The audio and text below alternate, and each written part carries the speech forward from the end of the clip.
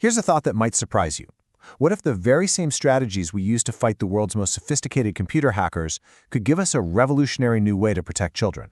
It sounds, a bit out there, but today we're going to explore a powerful idea that connects these two worlds, and it reveals a completely new playbook for protecting our most vulnerable. So what's the connection? Well, when you break it down, the parallel is actually disturbingly simple. A hacker takes a tool, like a piece of software, and twists it, exploits it, for a purpose it was never ever designed for. A pedocriminal does the exact same thing, but their tool is a child. They exploit a child's trust, their developmental vulnerabilities, for their own horrific purposes. At the end of the day, both are about malicious exploitation. So let's dive deep into this unlikely parallel. We're going to see how the lessons we've learned over decades of fighting digital threats can give us a whole new arsenal, a new way of thinking in the fight to protect kids. And what's really striking is how the history of these two threats just mirrors each other. I mean, in both cases, we're not just talking about lone wolves. We're often dealing with organized, sophisticated groups. And for both, society was, frankly, tragically slow to really get a handle on the scale of the threat. But here's the thing, and this is so important. With cybersecurity, we eventually caught up. We built these robust, proactive strategies, and that right there, that gives us a roadmap. To really get this connection, we have to go a layer deeper. We've got to step into the mind of the attacker and understand their shared playbook. See, the whole point of an attack, it's not just about breaking in. It's about fundamentally transforming the system they're targeting. A hacker gets in to alter an IT system for their own gain.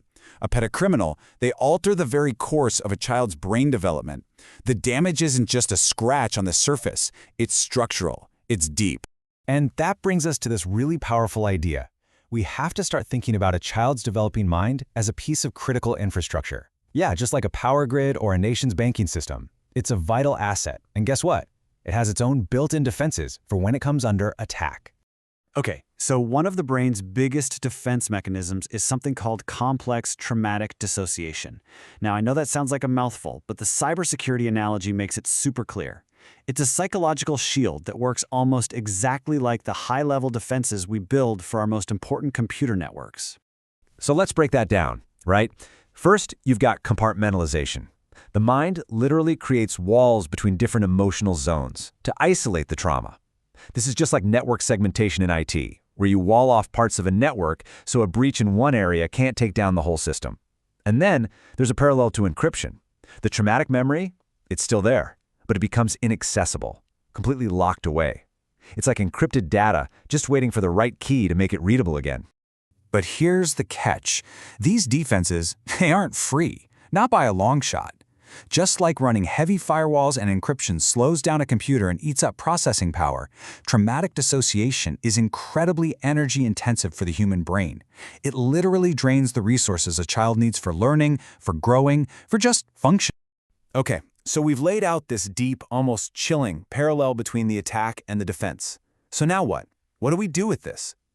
Well, this is where we shift from just understanding to actually doing something about it. We start building a cyber defense for children. And this all boils down to one huge question. Can we actually take the strategies, the tools, the entire mindset of cyber defense and use it to build a real collective shield for our children's minds? Not just online, but everywhere. And the answer is a resounding yes. Here's what that protocol actually looks like. First up, you develop real threat intelligence. You start understanding the attacker groups and their game plans. Second, you analyze their modus operandi, their methods, and you share that information, just like security experts share data on hacker groups. Third, you get serious about collecting digital evidence from everywhere, the open web, the dark web, you name it. And finally, the ultimate goal. You use all of this intel to make the attackers ineffective, to completely rob them of their ability to exploit. All right, that's the big picture strategy. Now let's get into the nitty-gritty, the action plan that turns this whole idea from strategy into reality. The end game here is to create something called a pedocriminal risk management system. And look, that's not just corporate jargon. It's about applying the same serious, systematic, proactive approach that protects massive corporations and governments from digital threats every single day. But to get there, we can't just wish it into existence. We need some big policy shifts.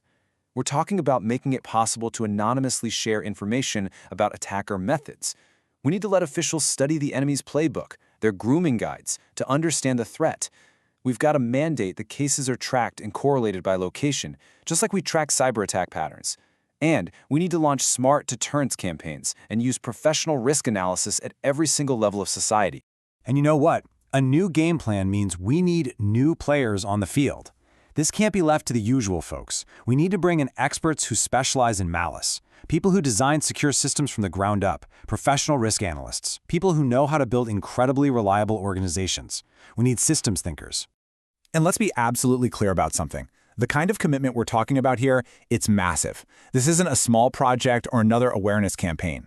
This requires the same level of seriousness, the same structure, and the same resources as a national military program. It's that important. And all of this leaves us with one final, really unavoidable question. A question we all have to ask ourselves. If we truly believe that a child's developing mind is our most vital, our most precious infrastructure, then why on earth aren't we protecting it like it is?